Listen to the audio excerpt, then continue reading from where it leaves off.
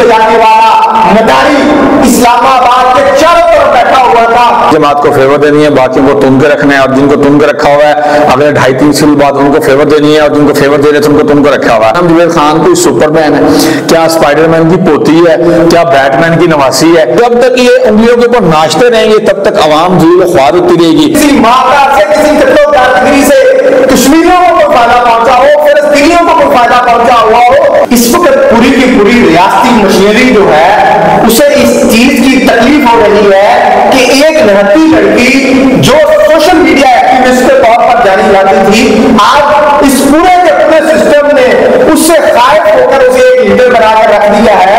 آج اس سے پوری کی پوری ریاستی مشینری ڈر اور خوف میں مبتلا ہے. جو 9 مئی 2023 کو 8 بجے درج ہوتی ہے بلوچستان میں، اس میں کسی قسم کا کوئی بھی شبہ نہیں ہے کہ سنم جوید اس میں ملوث ہے. شاید نامعلوم لوگوں نے سنم جوید کو شامل کر کے آج بلوچستان میں سے جانے کی کوشش کی جا رہی ہے. کل سنم جوید کو جس وقت انہوں نے گرفتار کیا 3 MPO کے ذریعے، اس وقت ناظرین میں آپ کو بتاتا چلوں اسلامی جمہوریہ پاکستان میں ڈگڈگی بجانے والا مداری اسلام آباد کے چاروں طرف بیٹھا ہوا تھا اور اس نے اس جماعت کو فیور دی جو اس وقت سیاسی مشینری کا حصہ بن گئی ہے. جی مجھے یہ بتائیں کہ یہ آپ کے ڈگڈگی بجانے والے پھر اسلام آباد کی سڑکوں پر آ کرتے ہیں، یہ وہی جگہ ہے، یہ وہی چوراہے چوک ہے جہاں پر پاکستان تحریک انصاف کو پچھلے 6 مہینوں سے 1 سال سے کسی قسم کی کوئی ریلی یا کوئی جلسہ نہیں کرنے دیا جا رہا. ڈگڈگی بجانے والوں مداریوں کو بلا لیا ہے، پادری ناچنے کے لیے تیار ہے. اصل میں بات پتہ کیا ہے کہ ہمارے جو یہ ملک کی ترتیب ہے نا وہ ایک خاص قسم کی ڈگڈگی بنانے والی جماعت کے ہاتھ کے اندر ہے.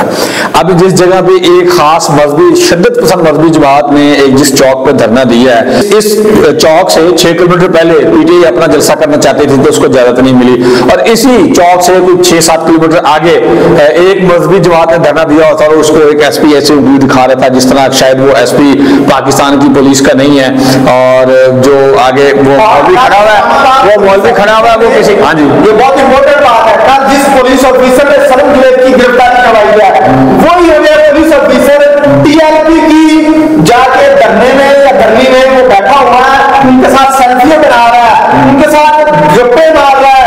مجھے بتائیں کہ دوگرا پن کب ختم ہوگا؟ ہمارے پاکستان میری بات سنیں تحریک انصاف نے اس وقت کام نہیں کیا تھا جو ٹی ایل پی کے ساتھ اس وقت تحریک انصاف نے کیا تھا.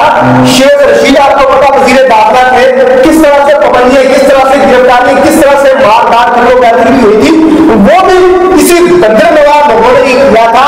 آج یہ بندر نواز لوگ تبدیل ہو گئے ہیں، ان کی وابستگیاں تبدیل ہو گئی ہیں. آج مجھے کچھ اور نظر آ رہا ہے، کل کچھ اور نظر آ رہا تھا. میری بات سنیں، یہ جو سسٹم ہے ہمارا اس کا کام ہی یہی ہے کہ ایک جماعت کو فیور دینی ہے، باقیوں کو تم کے رکھنا ہے، اور جن کو تم کے رکھا ہوا ہے اگلے 2.5-3 سال بعد ان کو فیور دینی ہے، اور جن کو فیور دے رہے تھے ان کو تم کو رکھا ہوا ہے. یہ سلسلہ نون لیگ نے اپنے ساتھ کچھ 6 دفعہ کروایا ہے، لیکن پھر بھی وہ ماضی سے سبق نہیں سیکھ رہے. اور میرا نہیں خیال کہ جو قومیں ماضی سے سبق نہیں سیکھتی وہ پھر اسی طرح جوتے کھاتی رہتی جس طرح اب ہم کھا رہے ہیں. اب آپ یہ دیکھیں کہ سنم جوید خان کوئی سپر مین ہے کیا؟ اسپائڈر مین کی پوتی ہے کیا؟ بیٹ مین کی نواسی ہے؟ سمجھ نہیں آ رہی. کو وہ ایک خاتون پہلے ایک صوبے کے اندر ایک ہی دن میں 5 جگہوں پر پہنچ گئی تھی، پھر وہ اس نے صوبہ کراس کر کے اسلام آباد بھی پہنچ گئی. اب آج پتہ چل رہا ہے جی وہ یہاں سے کوئی 1800 کلومیٹر دور بلوچستان کوئٹہ میں بھی پہنچ گئی تھی.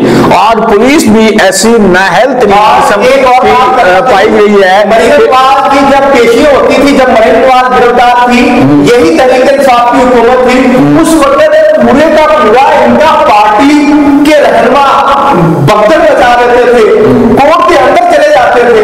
آج ہم نے دیکھا ہے سنم جوید کے خامن کو، اس کے مجازی خدا کو آج انہوں نے کورٹ کے اندر ڈاکٹروں نے دیا، سیکورٹی ہزار نے اسے روک دیا تھوڑی دیر پہلے کی بات ہے.